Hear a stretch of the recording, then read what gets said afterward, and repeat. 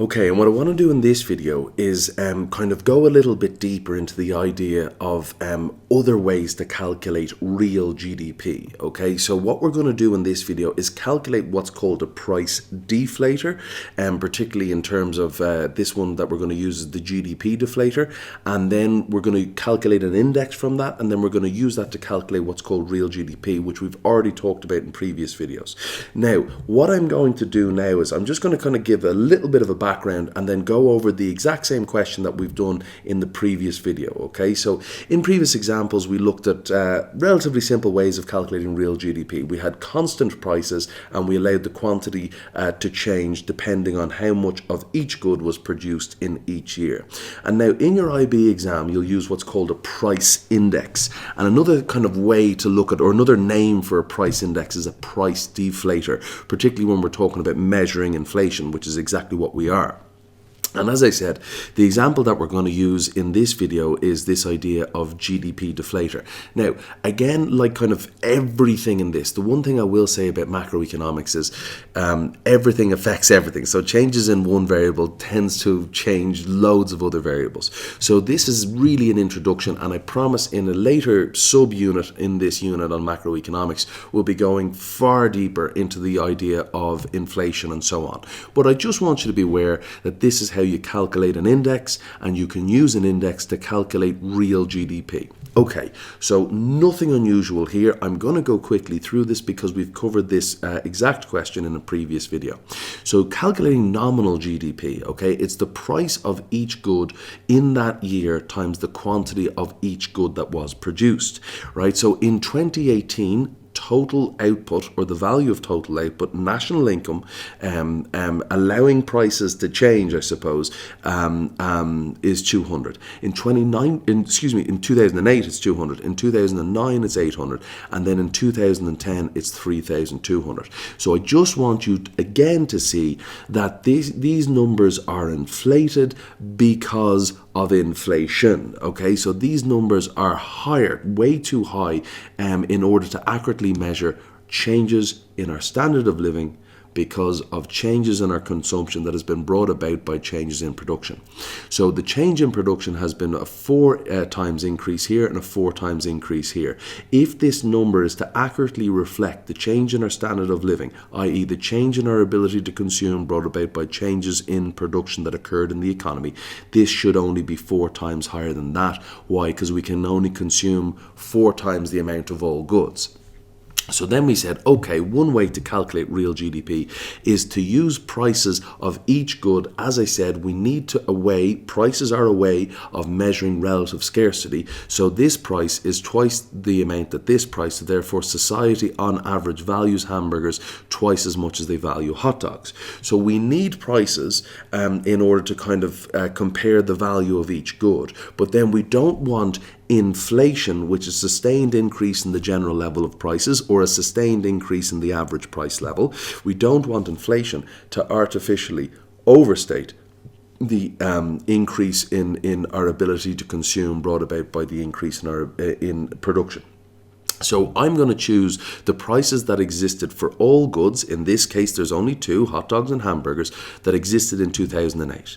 Now, again, and this is really, really important, 2008 is what we call the base year. We are comparing the change in prices of every subsequent year to the prices that existed in 2008. Okay, that's going to be really important when we're making our index in this video. And then I'm going to keep the prices that existed for each good in 2008, but I'm going to use the quantities of each good that was produced in 2009, and we get €400, and this is our real national income, or real GDP. And then in 2010, again, we're keeping the prices that existed in 2008 for both goods. 2008 is our base year. We are basing changes in price against prices that existed in 2008. I really hope that makes sense, guys. I really, really do. And I hope you're really increasing your understanding and your comprehension of what we're trying to do with real GDP. So again, I will state this, and I hope that, if I consistently state these things, it'll sink in a lot better. And that's my real hope. And as I said, I'm with you guys. I really want you to understand this stuff as well as you can. And I really hope these videos do help. So if we compare the value of real national national income, or real GDP, between 2008 and 2010, we see that 800 divided by 200 is 4. So therefore, if this is an accurate measure in the change of our ability to consume brought about by the change in production, then we should be able to consume 4 times in 2010 the amount we could in 2008. Therefore, the only way we could do that is if production has been multiplied by 4. Well, as we've already said, 100 to 400, that's a multiplication of 4, and 50 to 200, that's a multiplication of 4. So these numbers are consistent with changes in our ability to consume brought about by our production. Production is wealth, because what we produce we can't consume in the long run. Now, so what I have done now, I have taken the nominal GDP, okay, from 2 slides ago, which is in 2008 it was 200, then in 2009 it was 800, and then in 2010 it was 3,200. If you don't know where I'm getting these numbers from, just put the video back, like almost to the start, and you'll see. And what we've just done in the previous slide is worked out the real GDP for these numbers, holding prices constant, not allowing inflation to affect the value of these numbers. Hence it's real, because it's real output. Okay, I really hope that makes sense. Excuse the really. So it's 200 in 2008. Now look at this, guys. This is really important. This is really important that I want you to see. In the base year, the prices, the year in which you are measuring all price changes against, nominal GDP has to equal real GDP. And I want you to know now, in a second you'll see why, but the index, the price index for the base year is always 100, and I hope you'll see why in a second. Don't worry if you don't understand that now. And then we had that in 2009 nominal GDP was 800 and real GDP was 400. In 2010 nominal GDP was 3,200 and real GDP was 800. Now, this is how you calculate a price index using the GDP deflator. Okay, what we've got here is the first thing is the definition. So a GDP deflator is a price index. It standardizes all numbers. Don't worry if you understand that now. Excuse me.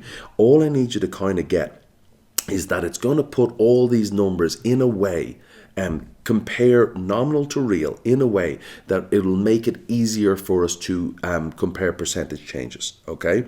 And we're going to be doing that in the next video. All right, so is a price index that measures the changes in prices for all goods and services produced in an economy. Okay, so what we have already done is we've calculated nominal GDP and real GDP for these 3 years. And the GDP deflator in each year is the nominal GDP that existed in that year divided by the real GDP that existed in that year multiplied by 100 over 1. Now don't forget, I said that in the base year the price index is always 100, whether we're using a consumer price index or GDP deflator as we are here. We will be looking at consumer price index in later subunits. Okay, so please don't concern yourself with that yet. So in 2008 our nominal GDP is 200. We divide that by the real GDP, which is also 200, and we multiply that by 100 over 1. So what that equals is 20,000. Now I'm just going to stop for a second here. How do you multiply fractions? Top by top and bottom by bottom. So 200 by 100 is 20,000, and that's going to be divided by 200 by 1, which is 200. Okay, so top by top, bottom by bottom, that's how you multiply fractions. Nothing crazy here, guys, you got this. Okay, you're definitely capable of doing this, 100% believe in you. All right, so when we divide 20,000 by 200, we get 100. And of course we do, we're multiplying it by 100 over 1, and we're just dividing the same number. So this is always going to be 1 in the base year. So I hope that that makes sense, that in the base year, so you will see in previous IB exams, it says like, what year is the base year? And it's always the one where the index, the price index is 100, always, always, always.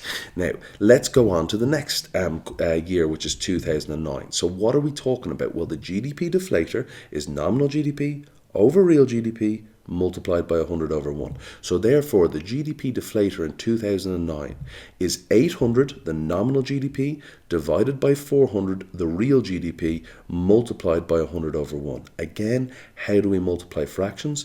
Top by top, 800 by 100 is 80,000, and 400 multiplied by 1 is 400. Now we've just got one fraction, so we divide the top by the bottom, and our answer in this case is 200. Okay. Don't forget that, all right? Our answer is 200. For 2010, the exact same thing. GDP deflator is nominal GDP, which is 3,200, divided by real GDP, which is 800, multiplied by 100 over 1. So 3,200 by 100 is 320,000, and 800 multiplied by 1. So again, top by top, I get that number, and 800 multiplied by 1 is simply 800. And now all we have to do is divide the top by the bottom, and we get 400. Okay, that is the index value. Now let's have a look here, guys. This is what I want you to see. We're not calculating the rate of inflation yet. We'll do that in the next video using an index. But what I'm saying here is that there is, in 2008, the price deflator, which is the GDP deflator in this case, okay, is 100. In 2009, the GDP deflator is 200. And in 2010, the GDP deflator is 400. Now, just so you're aware, okay, if I divided this 400 by this 100, I get 4. What that means is, in 2010, prices were 4 times what they were in 2008. If I divide this 2009 value of 200 by 100, I get 2. What that means is that in 2009, the general or the average price level was twice as big as what it was in 2008. And why not? We're on a roll. If I divide 400, the price deflator, the GDP deflator, the value that we get, the index value of prices in 2010, if I divide 400 by 200, I get an answer of 2. And that means that in 2010, the average price level was twice that it was in 2009. Okay, now I hope you kind of understand. We're not talking about rates of inflation here or anything like that. Okay, we're going to talk about that in the next video. But now what we're going to do is we're going to flip the kind of formula a bit. So GDP deflator equals nominal GDP over real GDP multiplied by 100 over 1. Okay, now I'm not going to kind of go into this, but if I mess around with the formula, what I actually get is I can calculate real GDP if I know the nominal GDP, which we have already worked out, and the price deflator, which is the GDP deflator in this case, and we've worked that out too. Okay, so you can be given, different sets of information, and be asked to calculate the other, essentially. Okay, now I understand that we've already worked this out in a different way, but I just want you to see that it will also work. Okay, so real GDP in 2008, it is nominal GDP divided by the price deflator multiplied by 100 over 1. Okay, so I get 200 by 100 multiplied by 100 over 1.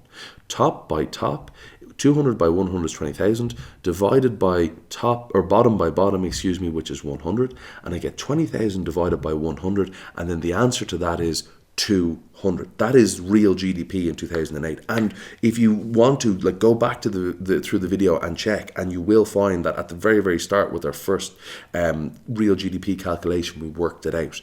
I am just saying that this is another way to work it out, that if you're given nominal GDP and you're given the GDP deflator, you can calculate real GDP by using this formula here. Okay, now let's move on to the next question. Let's try and calculate real GDP in 2009. Well, what is it? Okay, it's nominal GDP, which is this 800, divided by the price deflator, which is 200, multiplied by 100 over 1. Top by top, so 800 by 100 is 80,000, and 200 by 1 is simply 200. Now what we have is 80,000 divided by 200. Work that out on your calculator, you get 400. Go back and look at the original table that we were using to calculate real GDP, and you will see that using this method actually worked. Look, I didn't fudge any numbers, it's just the maths that's working here for us. Okay, now the last one is 2010. So how do we do this? Well, it's nominal GDP divided by the price deflator. In this case, it's the GDP deflator that we've calculated. We calculated all these figures here, multiplied by 100 over 1. So I get 3,200 divided by 400 multiplied by 100 over 1. Now, I understand some of you are really, really savvy and you can realize you can just like cross these off and then just divide 3200 by 4 and all that. That's fine. That's great. That's amazing. If you're comfortable doing that, I say definitely do it. For the rest of us mere mortals, what I would say is the more steps you take, the less likely you are to make a mistake. Yeah. So it's going to be 3,200 by 100. I get 320,000. I don't know, 3,200,000. No, that doesn't make any sense. So 320,000, and then 400 by 1 is simply 400. What we get if we divide the top by the bottom, which is all a fraction is essentially, is 800. So what I'm saying to you, we have seen two separate ways now of calculating real GDP. We use constant prices, which we have done in previous videos, and that's great. And, we should definitely do that. And we should know how to do that. And I want you to understand why we're doing that, because that will remove the effects of inflation on the value of national income. And that will only cause national income figures to change, real national income, of course, real GDP to change if production changes. Okay, and therefore if production changes, i.e. goes up, we can consume more. We as a nation are richer on average. If production goes down, like through an unfortunate thing like a war or something, or like COVID now, as I'm recording this video, well then less is produced and we can consume less, so we are poorer as a nation on average. Okay, the very kind of thing, I'm getting ahead of myself now actually, and I'm going to go back. I'm going to get you guys to do this, and I've already kind of ruined it, so I do apologize. Okay, so I'll do the first one then, I suppose, right? I'm going to ask you to calculate. You've got nominal GDP for these 1, 2, 3, 4, 5 years, and you've got the price deflator. Now, obviously, you haven't worked out the price deflator other than what we've done in this video, but this is more likely the kind of question you get on an IB, right? So how do we calculate real GDP in 2017? Well, straight away, and this is what I suppose I can get away with doing a cheat here, because I can see that the price deflator in 2017 is 100. Therefore, see it here? So therefore, I know for a fact that if that's true, that nominal GDP equals real GDP. So I can guarantee you that real GDP is going to be 200. Okay, well, how do we do this? We divide nominal GDP by the GDP deflator. We multiply it by 100 over 1, top by top. 200 by 100 is 20,000, and bottom by bottom, 100 by 1 is simply going to be divided by 100. So 20,000 divided by 100, surprise, surprise, gives us 200. How did I know that? Well, I knew that because the price deflator, the GDP deflator, or the CPI in later subunits on macroeconomics is 100. And therefore, if that's true, then 2017 is the base year and nominal GDP equals real GDP. What I would ask you guys to do is to pause the video now. When you've got an answer for real GDP, that's where calculating. See, calculate real GDP using the data below. You've got this index, which is a price deflator, okay? Don't worry about the names. It's just a way of measuring of what we call standardizing average or standardizing numbers. Don't worry too much about it. It's just a way of relating the average price level in each year to each other, okay? And all I'm saying here is if we have the nominal GDP and the GDP deflator, we can calculate real GDP by using this formula here. So do me a favor, guys, please press pause, calculate real GDP for 2018 to 2021, and once you've got your answers, press play and we'll go through them. Okay, well, I hope you've had a chance to do that, guys. So now I'm going to just go through the answers here for 2018. Now, these numbers, obviously, these aren't as easy as the ones that I have because you guys are smarter than me, okay? So what we've got here is nominal GDP, which is 210, divided by real GDP, which is 110, right? Multiplied by 100 over 1. So it's top by top. So 210 by 100 is 21,000, and 110 by 1 is 110. You get out your calculator, you divide 21,000 by 110, and I get 190.91. That's real GDP. Real GDP in 2017 was 200. Real GDP in 2018 was 190.91. That means that we have produced less or lower value goods and services, in 2018 as compared to 2017. Therefore, on average, we are poorer in this country. Okay, whatever this country is. Okay, let's go on to 2019. Okay, so real GDP in 2019 is nominal GDP divided by the price deflator, GDP deflator in this case, multiplied by 100 over 1. It's 24,000 divided by 125, and what that equals with the calculator out is 192. Okay, so we're still not up to 2017 price level. So there is a recession in the economy. The total value of all output measured at constant prices is still below what it was in 2017. In 2020, again, nominal over the price deflator multiplied by 100 over 1. So what we get is 36,000 divided by 120. Calculator out, guys, and basically the answer is 300. Now our real GDP is higher than it was in 2017. And I just want to point something out. If we compare 2017 against all these prices, see the way this index, and it's a measure of the rate of inflation, is greater than this. That means there's been inflation between these 2 years. See the way that in 2019, it's 125, and in 2018 is 110. That means there's been inflation in these 2 years. See the way in 2020 it's 120 and 2019 is 125. That means there was deflation. Prices have actually fallen. And then again we're up in 2021 compared to 2020. That means there was inflation again between 2020 and 2021. Okay, so please keep that in mind. Last question. We have nominal over the GDP deflator multiplied by 100 over 1. So what that equals is 60,000 divided by 150, which, and again, calculator out, is 400. So now our real GDP is rising. The total amount and value and quality of goods and services that we're producing has increased. So therefore we can consume more and better goods and services, and as such we are richer. I suppose actually I've said all of this, and forgive me, so I just want to press these three things. What I've done in this table is I've put nominal GDP, I've put the GDP deflator, and I've put real GDP. So real GDP fell from 200 to 190.91 between 2017 and 2018, where it began to increase again in 2019, 2020 and 2021. See, real GDP, this is the total value of all goods and services produced without any effects of inflation, has increased from this here, I suppose from here all the way through, okay? But it took us 2020 to start to beat the standard of living we had in 2017. In real terms, the country was worse off in 2018 and 2019 compared to 2017, and the country was better off in 2020 and 2021 compared to 2017. Guys, I understand that there's a lot in this video. This is something that I'd ask you to watch and rewatch again.